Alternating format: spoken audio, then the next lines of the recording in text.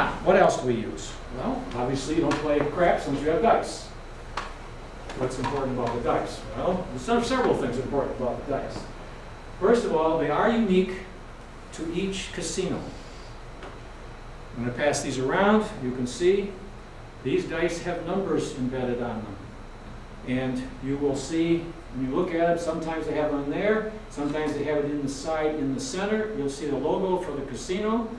This one happens to have one here that says the Bellagio Hotel on the outside. These were used at the Bellagio.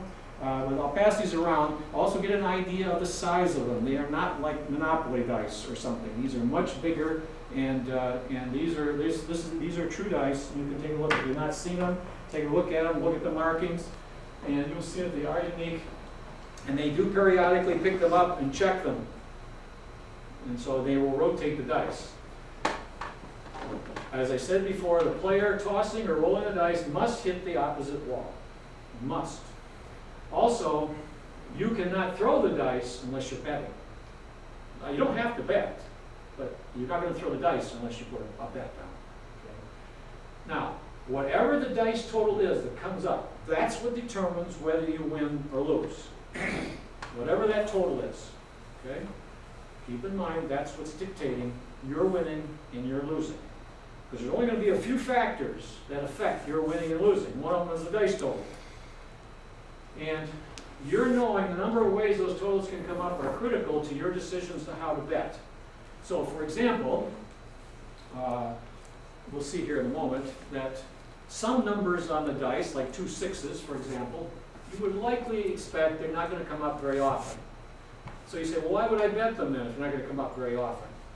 Well, I can tell you examples of situations where I've seen players throw 3 12s out of 4 rolls.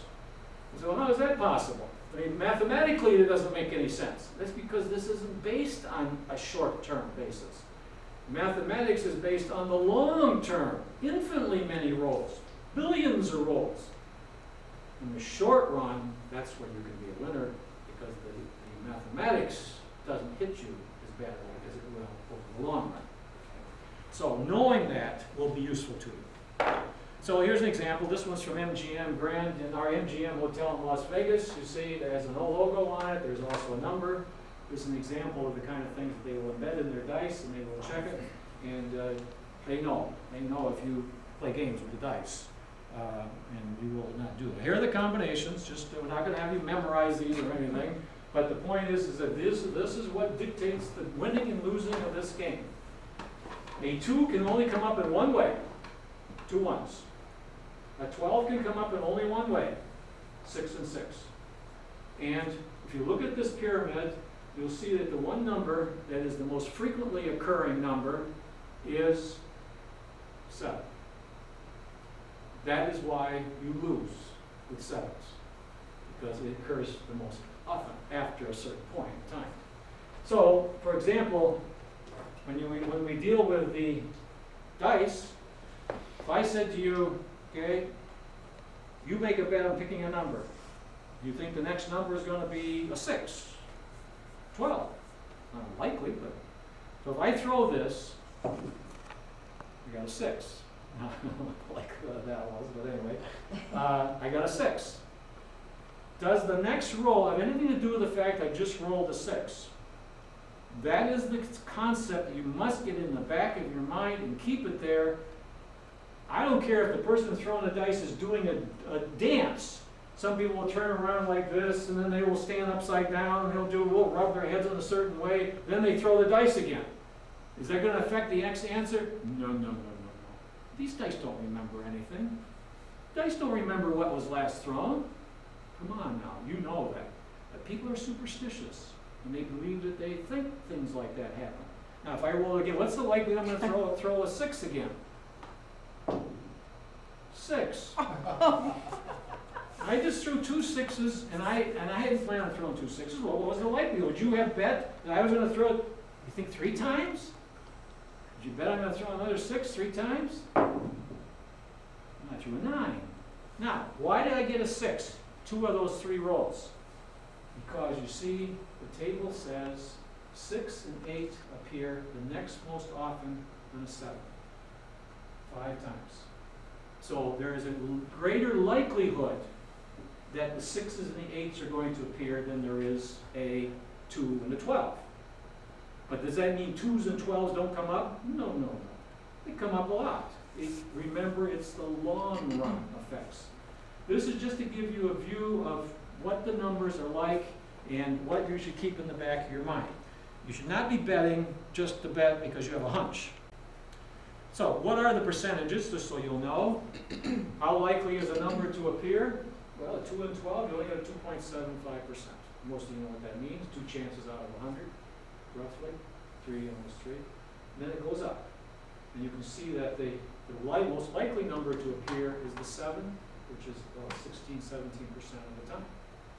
And these are the things you got to keep in the back of your mind. But does that mean you never play a 4 or 3 or 2? No, no, no, no, no. That won't be the case. There are special dice combinations that you should know the terminology for. In regular craps, the numbers 2, 3, and 12 are called the craps numbers. In regular craps, you lose on the first roll if they come up. In crapless craps, though, there are no losing first rolls. That's why I like to play it. You never lose on the first roll. You can't lose on the first roll because no number is a loser. That's why I like to play it, because you never have to worry that you made the wrong first bet. Okay? But anyway, when they come up in pairs, like 2, 2, 3, 3, 4, 4, 5, 5, these are called the hard way numbers, hard numbers. If they don't come up that way, they're called the soft versions of those numbers. And we're going to talk about hard way bets and soft way bets in a moment, but those are the terminologies. That's the only terminology you need to be worried about. Now this is the other one that people that are novices with playing the game. You want to throw the dice, that you cannot do this. They pass you the dice and you go, what did I do? I touched it with 2 hands. You cannot touch the dice with 2 hands. You pick up the dice with 1 hand or the other, and roll them around in your hand. You can arrange them. I'll tell you why in a moment, but I like to do this. I'll show you the dice. I like to have my dice looking like this, or looking like that. A V. Okay, now why do I do that? Because if you look at the combinations of the dice, you'll notice that there is no 7 showing on any side of this dice. There's no 7. Now the idea is, if I can put them together that way and learn to throw the dice, which I have been practicing, I'm doing much better, you get lots of long rolls of numbers, I try to throw the dice with that whatever formation you wish in such a way that I softly loft it to the corner and have it bounce as little as possible. That's the objective. And if you can do it like in golf, if you can put backspin on your ball, let's say you're hitting a ball to the cup, and you hit it to one side and it spins and it jumps and it goes back towards the hole, you can do that with these if you can learn to do it. If you can learn to throw these in such a way that you throw them with a rolling action so that when it hits the wall, it bounces and then comes backward like backspin, when people learn to do that. There are actually schools around the country in which you can attend, and they will teach you to throw the dice so you don't get losing numbers. Now, how good they are and how accurate it is, I never attended one of those things. I've read about them.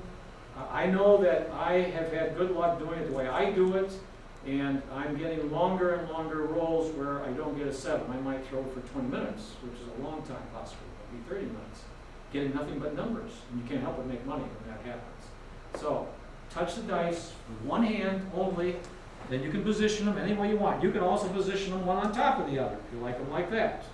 Or you can put them whatever way you like to do them. And so, 1 hand only. If you touch them, 2 hands, they're going to say, drop the dice. They take them back, they pick them up, and they look at them, and they check them. We'll do that every time, because they don't know that you haven't swapped. You had something in the other hand, when you swapped it back and forth.